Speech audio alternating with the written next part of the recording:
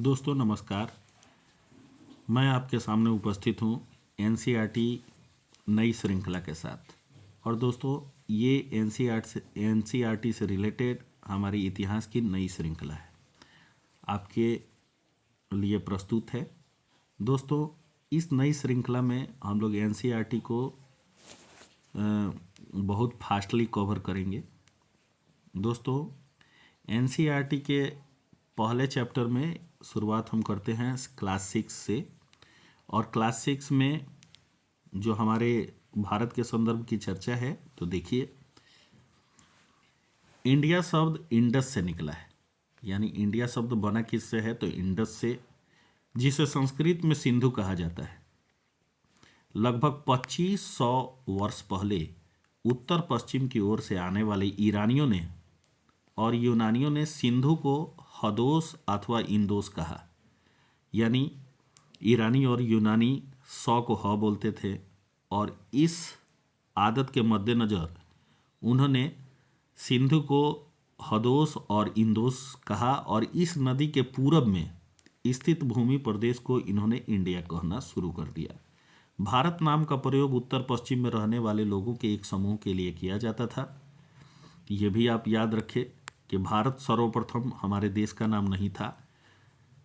भारत नाम का प्रयोग उत्तर पश्चिम में रहने वाले लोगों के एक समूह के लिए किया जाता था, और इस समूह का उल्लेख संस्कृत की आरंभिक लगभग 3500 वर्ष पुरानी कृति ऋग्वेद में इसकी चर्चा है।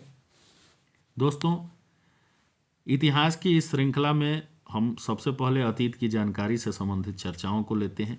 अतीत की जानकारी हम कई तरह से प्राप्त कर सकते हैं। इनमें से एक तरीका है अतीत में लिखी गई पुस्तकों को ढूंढना और पढ़ना। ये पुस्तकें हाथ से लिखी होने के कारण पांडुलिपि कहलाती है, अर्थात मैन्यूस्क्रिप्ट।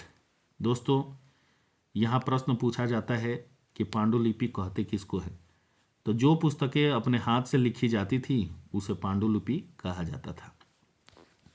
पांडुलिपि जो होती थी यानी मैन्यूस्क्रिप्ट, ये पांडुलिपियाँ प्रायः ताड़पत्रों पर अथवा हिमालय क्षेत्र में उगने वाले भोज नामक पेड़ की छाल से विशेष तरीके से तैयार भोजपत्र पर लिखी मिलती हैं। ये पांडुलिपियाँ मंदिरों और विहारों में प्राप्त होती हैं।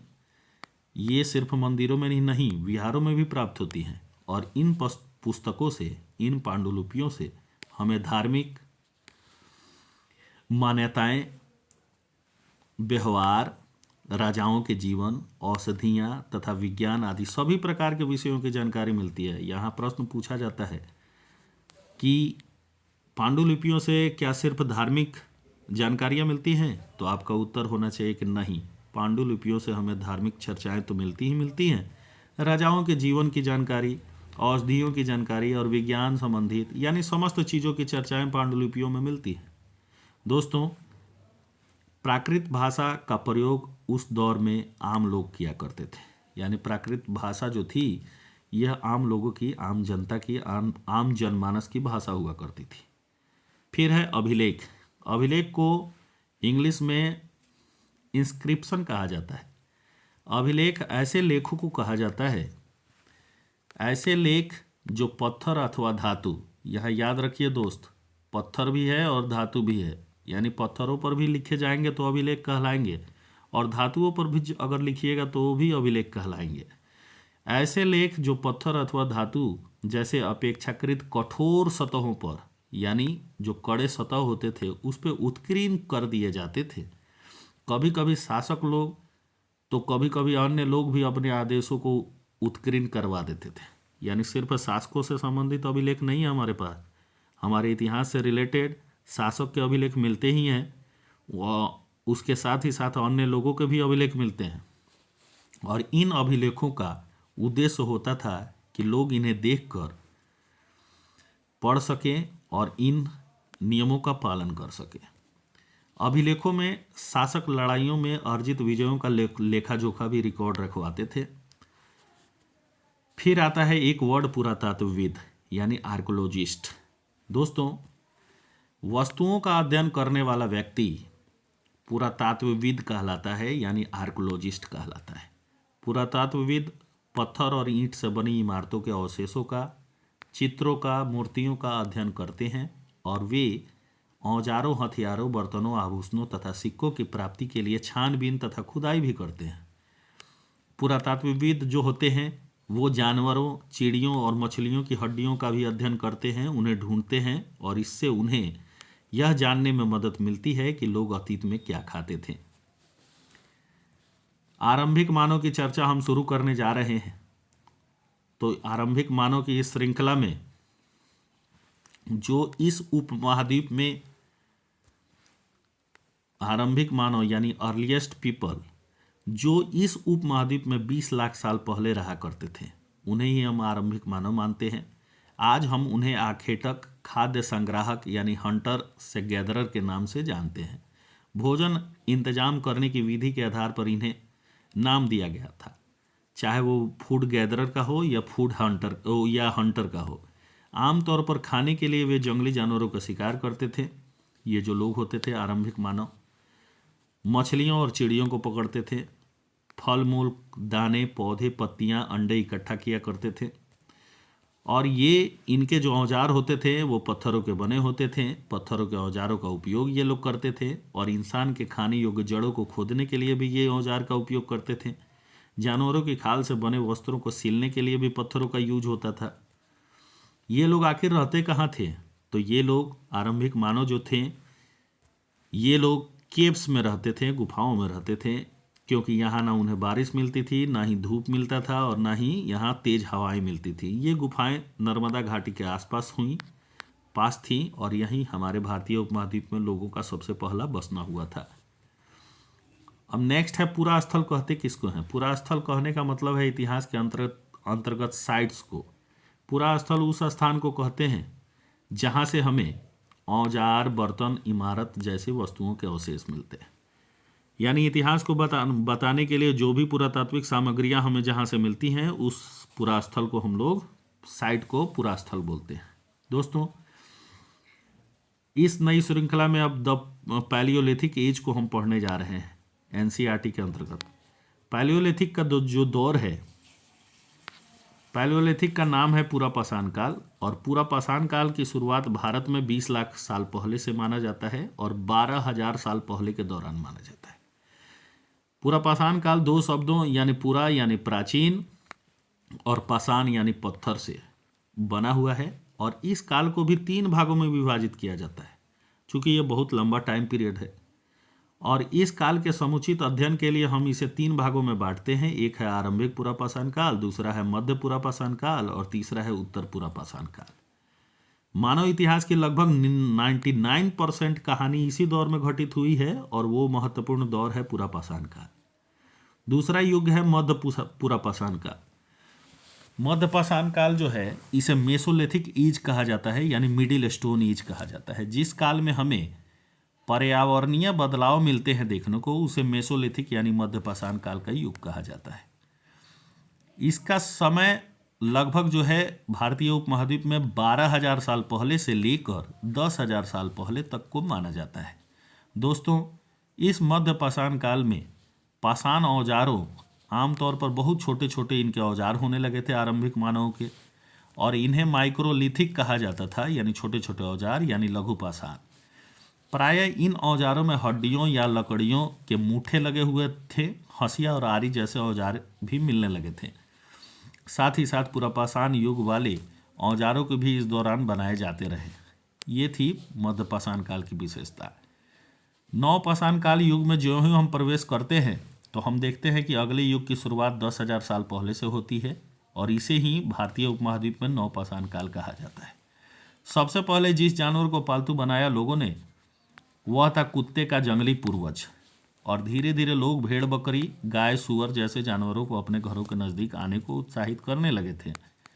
नवपाषाण युग में सबसे प्रसिद्ध पुरास्थलों में एक स्थल है चाताल ह्यूक जगह जो तुर्की में है।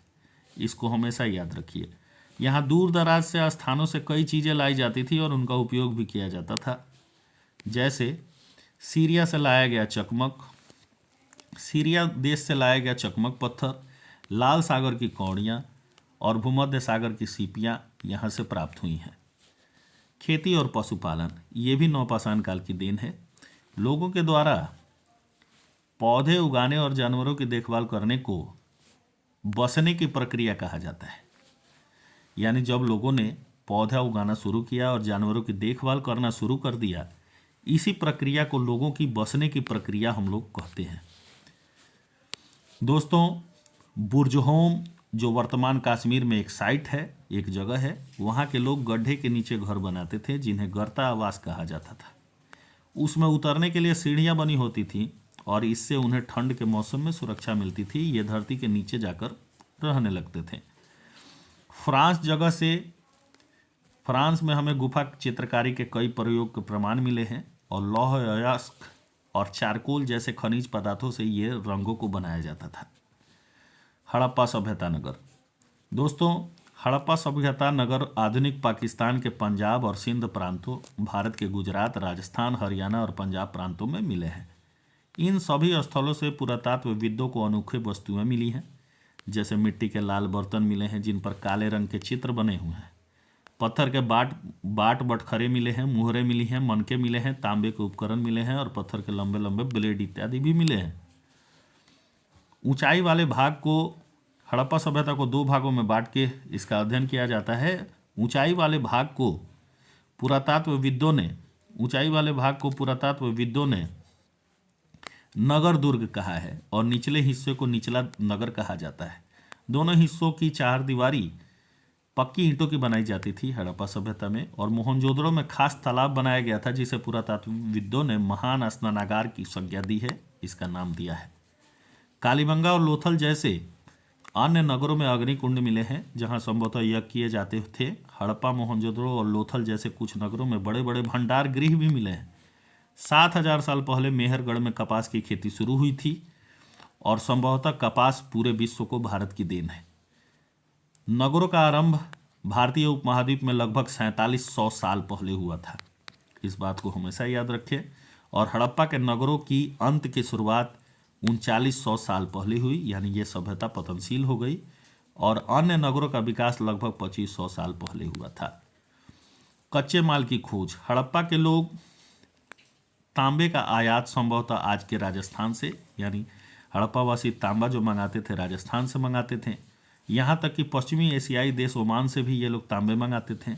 कांसा बनाने के लिए तांबे के साथ मिलाई जाने वाले धातु टीन का आयात ये लोग आधुनिक ईरान से और अफगानिस्तान क्षेत्र से ये लोग टीन मंगाते थे। सोने का आयात ये आधुनिक कर्नाटक और बहुमूल्य पत्थरों का आयात गुजरात, ईरान और अफगानिस्तान से ये किया करते थे हड़प्पावासी। सभ्यता के अंत का रहस्य। दोस्तों, कुछ विद्वानों का कहना है कि नदियाँ सूख गई थी, अन्य का कहना है कि जंगलों का विनाश हो गया। इसका कारण ये हो सकता है कि ईंटें पकाने के लिए ईंधन की जरूरत पड़ती थी और इसके अलावा मवेशियों के बड़े बड़े झुंडों के चरगाह और घास वाले मैदान समाप्त हो गए होंगे। कुछ इलाकों में बाढ़ आ गई, लेकिन इन कारणों से यह स्पष्ट नहीं हो पाता है कि सभी नगरों का अंत कैसे हुआ, क्योंकि बाढ़ और नदियाँ सूखने का असर कुछ ही इलाकों में हुआ होगा। फ्रेयंस क्या है? तो दोस्तों, इसके बारे में भी जानकारी जरूरी है। फ्रेयंस पत्थर और शंख प्राकृतिक तौर पर पाए जाते हैं, लेकिन फेयंस कृत्रिम रूप से तैयार किया जाता है। बालू या स्फटिक पत्थरों के चूर्ण को, यानी बालू को लीजिए और स्फटिक पत्थर के चूर्ण को गोंद में मिलाइए और गोंद में मिलाकर उनसे बनाई गई वस्तुएं बनाई जाती थी और उनके बाद उन वस्तुओं पर एक चिकनी परत चढ़ाई जाती थी और इस चिकनी परत के रंग प्राय या तो नीले होते थे या हल्की समुद्री रंग के होते थे। इन्हें ही फेयंस कहा जाता था। ये थे हमारे सिंधु घाटी सभ्यता तक की संपूर्ण जानकारी जो एनसीईआरटी पुस्तक से रिलेटेड है। अब हम आगे वैदिक युग में जब चलेंगे तो फिर उसके संदर्भ की जानकारी हम एनसीईआरटी से भी निकालने की कोशिश करेंगे।